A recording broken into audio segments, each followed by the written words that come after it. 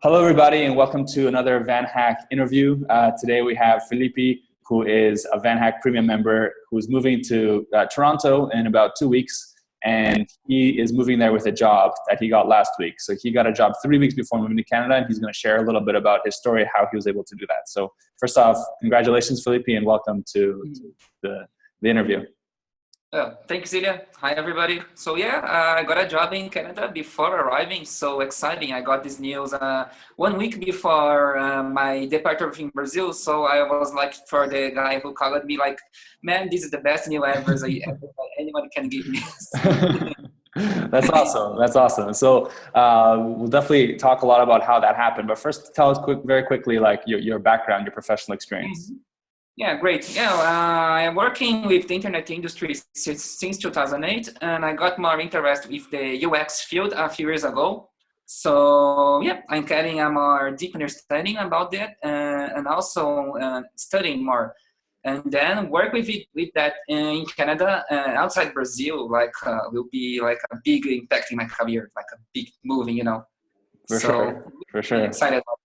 Yeah. And for everybody, Felippi actually has designed our homepage. So if you go to vanhack.com, you can see an example of Felippi's work. So thanks for that, your help there. Awesome. So tell us about, when you started thinking about Canada. How did that idea come up? And really, what was the process of deciding to move? Well, actually, for me, it was like this year. Last year, my boyfriend at that time, he got fired because of the crisis in Brazil. And then he was like, man, my career, I don't know what to do because I can't find a job. And then he started researching about studying abroad and see another possibilities, right? Mm-hmm. And then his cousin already lives in Canada from 2 years from now. Mm-hmm. And then he started talking to him and he said, well, man, why don't you come here? And then he started researching about universities to have a post-graduation there. And then he found out about Humber College in Toronto. He liked it. And then he chose to do 2 years post-graduation with, what's the name of it? Global Business Management. Fantastic. And then all the process about doing the TOEFL, getting a nice rate there to pass through the college. And then he got approval to go there. And then we got to phase 2, that was starting how to move to Canada, how to do that. But at that time, I wasn't quite sure about me going. I decided actually going to Canada only this year, only in March. We are now in the end of July. So for me, it was quite fast. Wow, yeah. When one day he said to me, well, we will go or not with me? And then I said, well, like ultimate. And then I said, well, what the hell? Why not? Let's go. Let's move on it. And then we chose a consultancy for doing out our visa for us, because like it's not a complicated process, but it takes time. Mm-hmm. It's a bureaucratic process, right? You have to fill a lot of paperwork. You have to send lots of documents to the SIC. Mm-hmm. So CIC, right, is the Canada Government Immigration Agency. Now it's IRCC. Yeah, don't worry. Yeah. So like was 1 month getting all the data, all the paperwork, and then sent to this company, and our visa sent to process. In the meantime, researching about Canada, I found out about VanHack.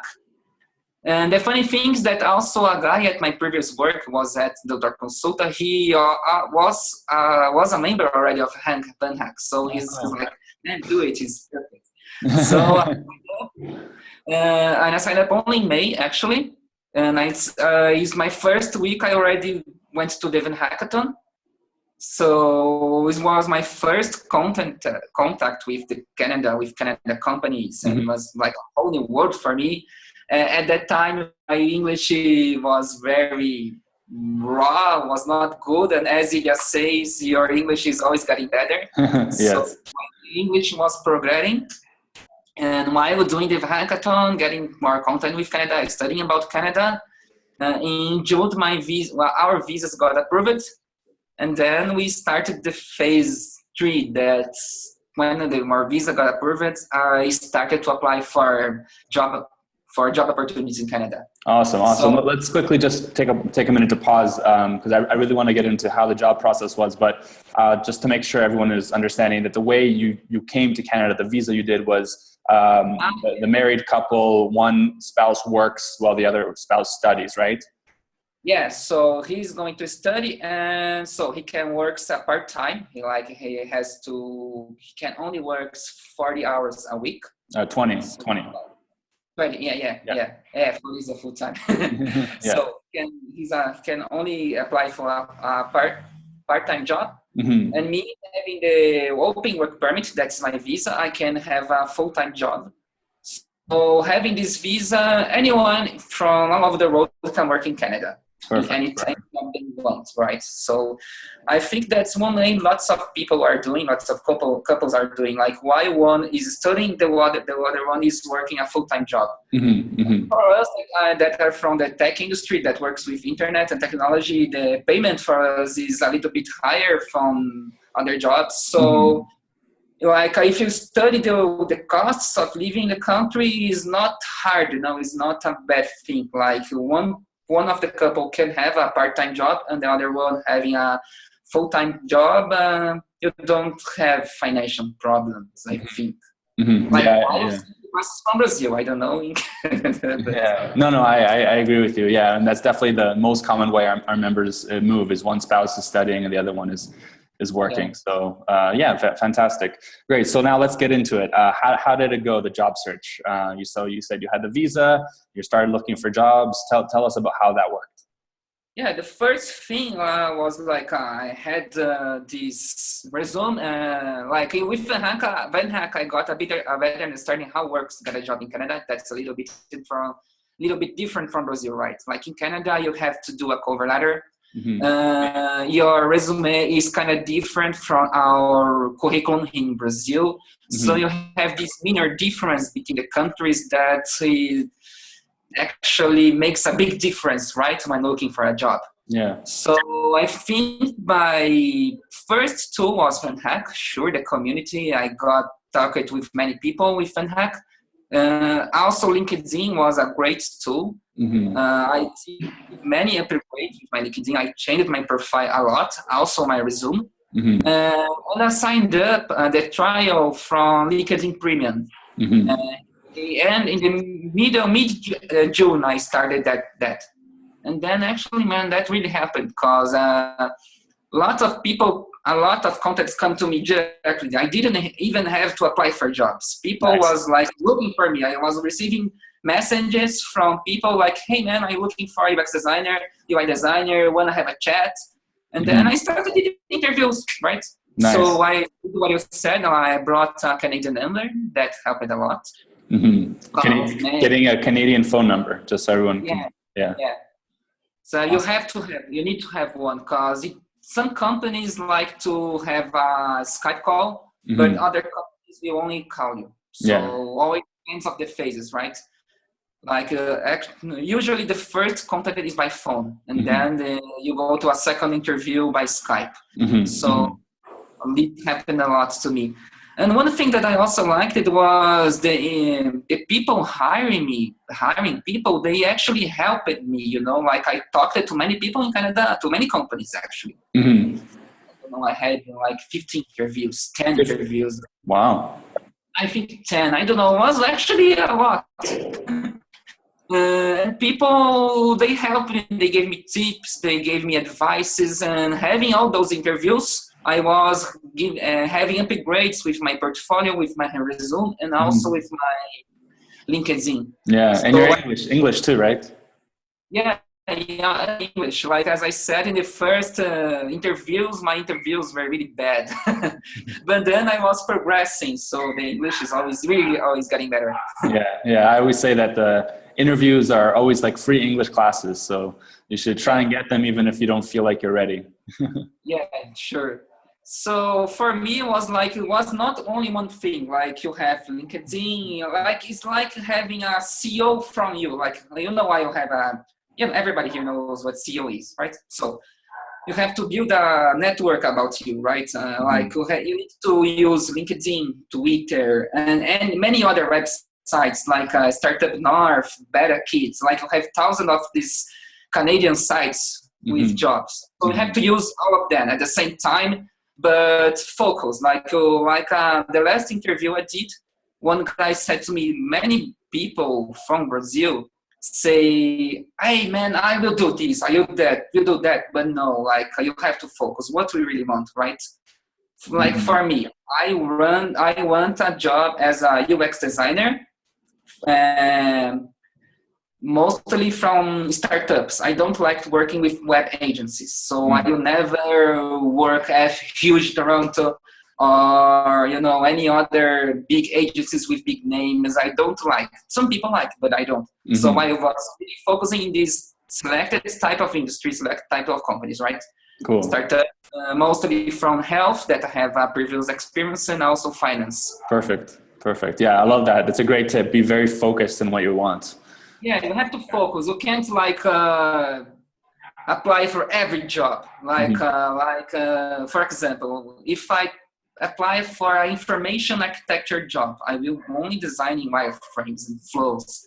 But if I like to design screens, if I'm more like a visual designer, why the hell am I applying for a job that don't match with my skills and the way I like to work just because I want to go to Canada, Yeah. Like you'll be in the first month.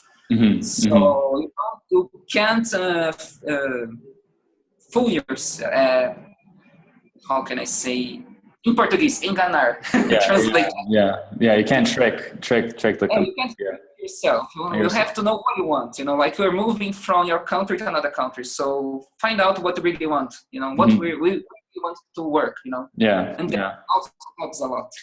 So for me, it's that really think about what you really like to work, and then build your SEO. LinkedIn, your Twitter, your portfolio. You have to. Many connections saying about you, talking to lots of people, the most people talk, the better. Talk to everyone. Like I was looking for designers working all over the world on LinkedIn and sending questions to them. Mostly people will never answer you, but the ones that answer, they are really like great people that really help you, So I think those are my tips. No, it's fantastic. It's very true and makes sense. So what about your current job? Tell us a little bit about what you're going to be doing in Canada. Yeah, I found a job. It's a company called Kako. They provide UX consultancy mostly for the financial market. So as they said to me, mostly I work with banks and fintechs or big old companies trying to beat those fintechs, because with the rise of the fintechs, then they are getting scared. Like this is happening in Brazil. I think it's happening all over the world, right? Yeah. So, for example, I only use Bankline. I never go to a bank agency anymore. I do everything by my cell phone. So mostly I work with the financial industry, providing solutions from internal software for those banks, but also for consumers. I don't know. I think that I will be allocated in selected projects. Like I can be on a project from 3 months or for 6 months or from 1 year. I don't know. And then I will work located on those clients. So the Capco has a big office in Toronto downtown, but my manager said that most of the time will be with the clients, working in the client's offices, not in Capco's offices. Very exciting. Awesome. Cool. So you start work, you arrive in Canada, and when do you start work? Just curious. Yeah, I'll get in Canada in August 12, and then getting there, you get my SIN number. That is also social security number from Canada. It's like our number, and then also the HST. Yeah. So I'll be in Canada like I was here in Brazil. Here in Brazil, I was a PJ. That is